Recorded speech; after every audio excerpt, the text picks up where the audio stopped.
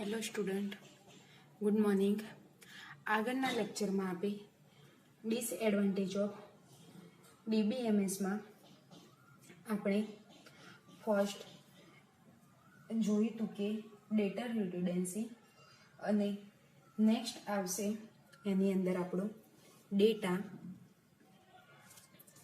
ઇનકન્સિસ્ટન્સી.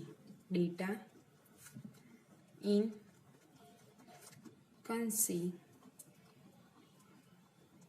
એટલે કે ડેટા ઇનકન્સિસ્ટન્સી કઈ રીતે વર્ક કરે છે. તો due to data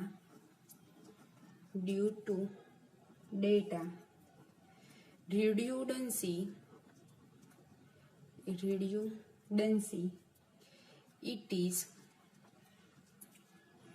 possible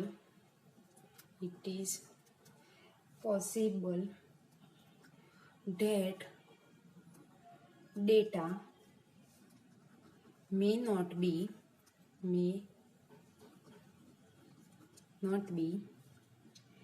in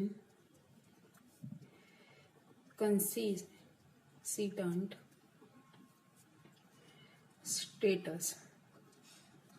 એટલે કે એની અંદર આપણે કહી શકીએ કે ડેટા ઇનકન્સિસ્ટન્સ કઈ રીતે વર્ક કરે છે. તો ડેટા રેડિડન્સીને કારણે તેવું શક્ય બને છે કે ડેટા કન્સિસ્ટન્ટ સ્ટેટમાં ન હોય. તો આપણે એને સમ એક્ઝામ્પલ તરીકે આપણે લઈએ કે કોઈ એક પર્સને એને બેંક અકાઉન્ટ ઓપન કરાવ્યું છે, પણ હવે એ પર્સન એડ્રેસ ચેન્જ કરે છે અને બેંક એકાઉન્ટમાં પહેલાનું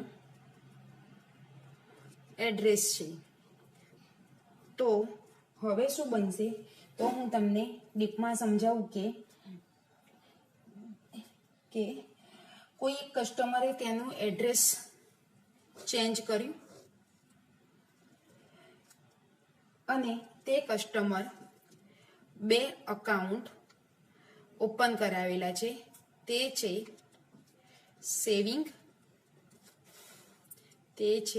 saving end current account. Okay, તો તેવું બને કે એડ્રેસ ચેન્જને કારણે એક જ અકાઉન્ટમાં એડ્રેસ ચેન્જ થાય છે અને બીજા એકાઉન્ટમાં એડ્રેસ એટલે ચેન્જ થતું નથી. તો તેને કારણે તે પર્સન છે બંને એકાઉન્ટમાં કરંટ અને સેવિંગ એકાઉન્ટમાં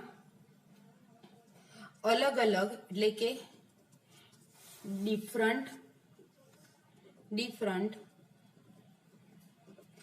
એડ્રેસ જોવા મળે છે અને તેને કારણે ડેટા ઇનકન્સિસ્ટન્સી મીન્સ કે તેને કારણે ડેટા ઇનકન્સિસ્ટન્સી થાય છે.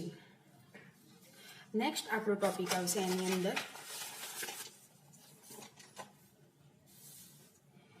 Difficulty in એક્સેસિંગ data.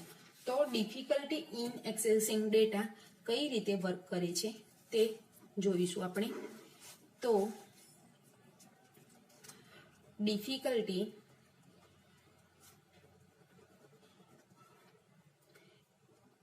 In એક્સેસિંગ data એટલે કે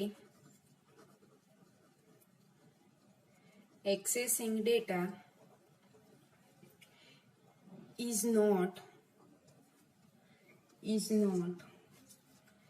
convenient and efficient in file processing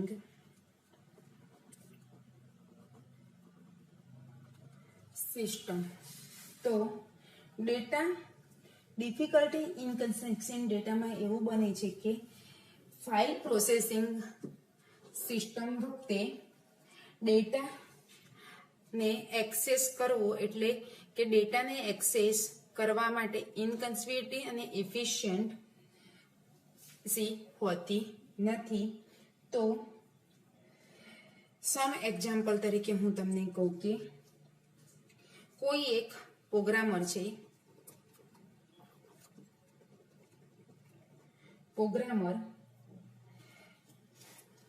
તે ઓલ ઓવર કસ્ટમર્સની ઇન્ફોર્મેશન તમને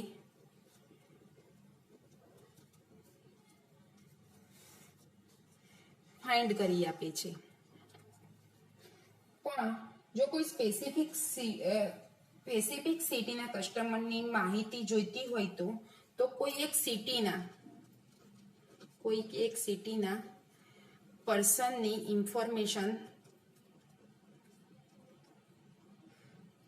જોઈતી હોય તો એમાં આપણે એને બે રીતે આપણે તેને ફાઇન્ડ કરી શકીએ છીએ. તો ફર્સ્ટ આવશે કે પહેલા પ્રોગ્રામ તેનો યુઝ કરી અને તે સિટીના કસ્ટમરના નામ શોધે છે, એટલે કે સ્પેસિફિક સિટીના કસ્ટમરના તે નામ શોધે છે અને પછી તેને મેન્યુઅલી એક્સટ્રેક્ટ કરે છે. એટલે કે પહેલા પ્રોગ્રામર સિટીના પર્સનની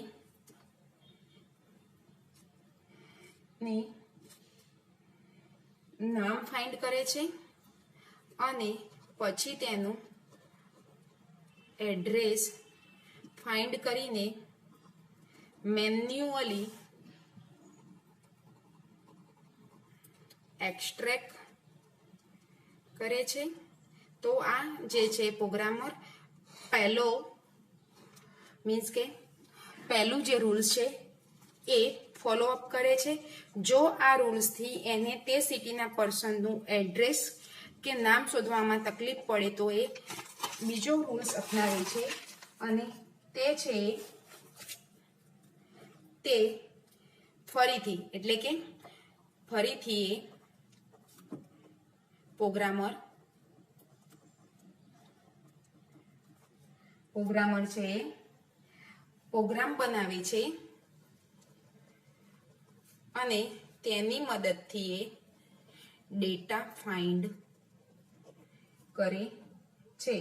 તો ડિફિકલ્ટી ઇન એક્સેસિંગ ડેટામાં આ બંને ઓપ્શન સેટિસ્ફેક્ટ હોતા નથી. એટલે કે કોઈ પણ રીતે ડિફિકલ્ટી એક્સેસિંગ ડેટામાં પ્રોગ્રામરને આ બંનેમાંથી કોઈ બી પ્રકારના જે ઓપ્શન છે તે સેટિસ્ફાય કરતા નથી. એટલે કે દરેક પ્રકારના ડેટા એક્સેસ કરવા માટે એક સેપરેટ પ્રોગ્રામની જરૂર પડે છે અને કન્વિન્સન્ટ અને એફિશિયન્ટ બંનેમાંથી એક બી હોતા નથી. નેક્સ્ટ એની અંદર ટોપિક આવશે 4 નંબરમાં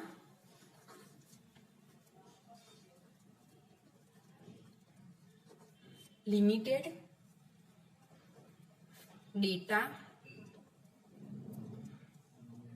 શેરિંગ. એટલે કે લિમિટેડ ડેટા શેરિંગની અંદર ડેટા કઈ રીતે વર્ક કરે છે તે જોવાનું છે. તો data are scattered in various file, also different files may have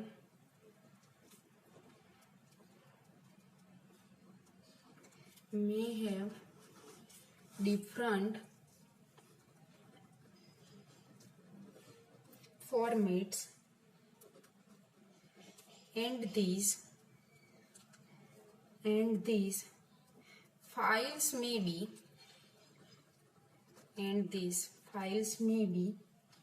stored in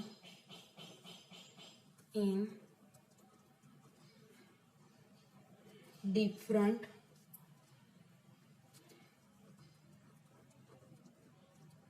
folders, maybe of different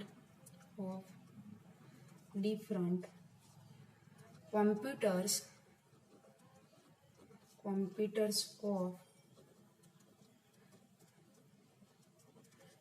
different department.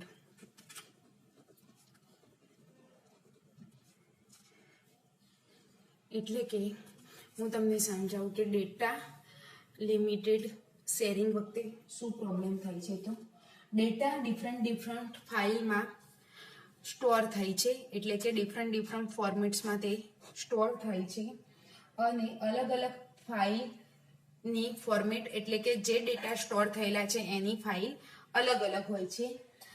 આ અલગ અલગ ફાઇલ્સના અલગ અલગ ફોલ્ડરમાં અલગ અલગ કોમ્પ્યુટરમાં હોય છે, એટલે કે તમે જે ડેટા સ્ટોર કરો છો એ અલગ અલગ પ્રકારના હોય છે અને એ જે ડેટા સ્ટોર થાય છે તે અલગ અલગ ફાઇલ નામે સ્ટોર થાય છે અને એ સ્ટોર થયેલા ડેટા અલગ અલગ ફોલ્ડરમાં અલગ અલગ કોમ્પ્યુટરમાં હોય છે. એના લીધે લિમિટેડ ડેટા શેરિંગનો પ્રોબ્લેમ ઉત્પન્ન થાય છે. નેક્સ્ટ આપણો હવે ટોપિક આવશે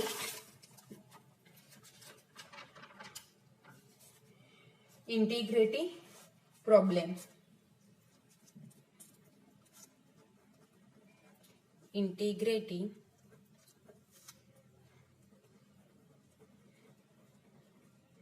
પ્રોબ્લેમ્સ. તો data integrity means data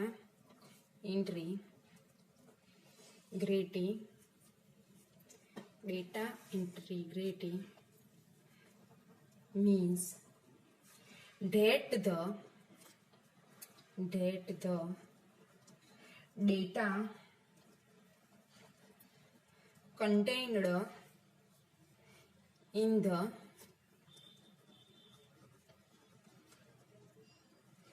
database is both correct and consistent.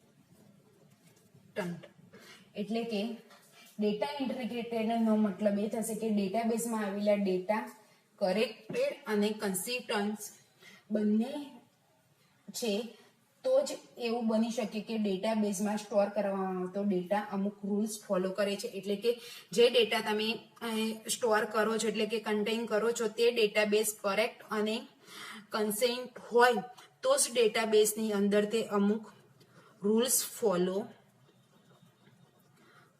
કરે છે. તો સમ એક્ઝામ્પલ તરીકે હું લઉં કે કોઈ એક અકાઉન્ટ તમારા અકાઉન્ટનું બેલેન્સ 0 બતાવે છે. ઓકે, તો એકાઉન્ટની અંદર 0 કરતા બેલેન્સ ઓછું ના હોવું જોઈએ તો જ આ પ્રકારના કન્સ્ટ્રેન્ટ એપ્લિકેશન પ્રોગ્રામમાં એડ કરી શકાય છે. પરંતુ જો નવા કન્સ્ટ્રેન્ટ એડ કરવામાં આવે ત્યારે કોઈ ખાતાની બેલેન્સ 0 કરતા ઓછી હોવી જોઈએ નહીં અને પ્રોગ્રામમાં વારંવાર ચેન્જ કરવો તે ઇઝી ટાસ્ક નથી. એટલે કે જો તમારું એકાઉન્ટમાં બેલેન્સ 0 હોવું જોઈએ નહીં તો ડેટા ઇન્ટિગ્રિટી જેવો પ્રોબ્લેમ થાય છે અને જ્યારે તમે નવો કન્સ્ટ્રેન્ટ્સ અંદર એડ કરવા માંગો છો જ્યારે તમે ખાતામાં કોઈક નવું એડ કરવા માંગો છો ત્યારે 0 કરતા ઓછું બેલેન્સ હોય તો તે ટાસ્કને ફરીથી ચેન્જ કરવો ઇઝી હોતો નથી. એટલે એ ટાસ્કને પૂરો કરવા આપણે બહુ મહેનત કરવી પડે છે. નેક્સ્ટ એની અંદર ટોપિક આવશે 6 નંબરમાં ऑटोमिसिटी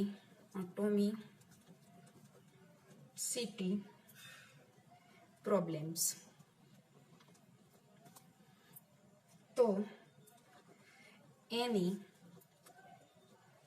operation on database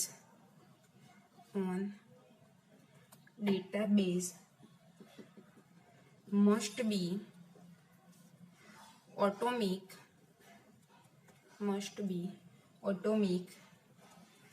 this means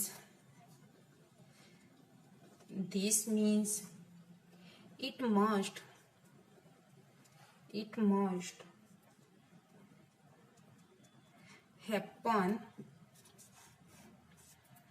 happen in its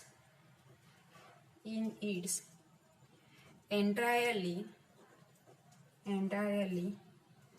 or not at all। એટલે ઓટોમેસિટીમાં એ પ્રોબ્લેમ આવે છે કે ડેટાબેઝમાં કોઈ ઓપરેશન ઓટોમેટિક થતું હોય છે ત્યારે ઓપરેશન સંપૂર્ણ થવું જોઈએ અથવા તો તે સંપૂર્ણ રીતે એને કમ્પ્લીટ કરવું જોઈએ અથવા તે ડેટાબેઝનું ઓપરેશન અધૂરું રહેવું જોઈએ નહીં, અથવા તો સંપૂર્ણ પૂર્ણ થાય અથવા એ ઓપરેશન આપણે કરવું જોઈએ નહીં।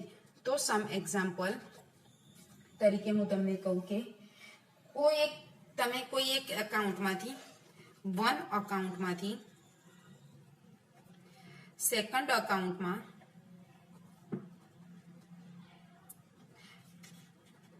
મની ટ્રાન્સફર કરાવો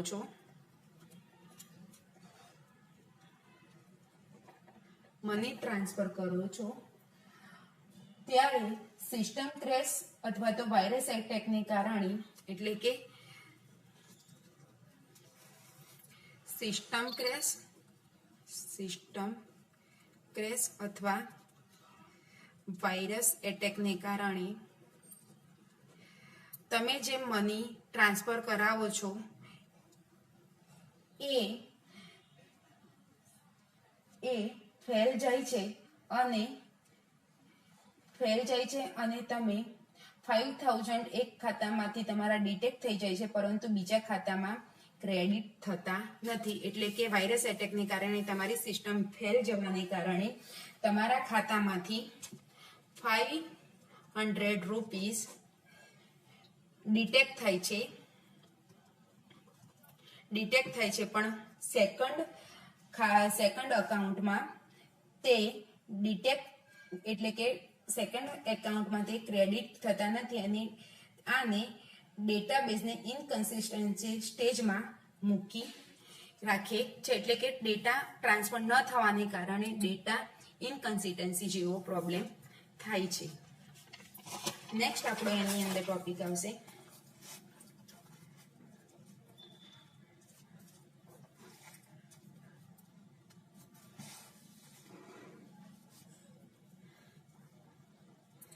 concurrent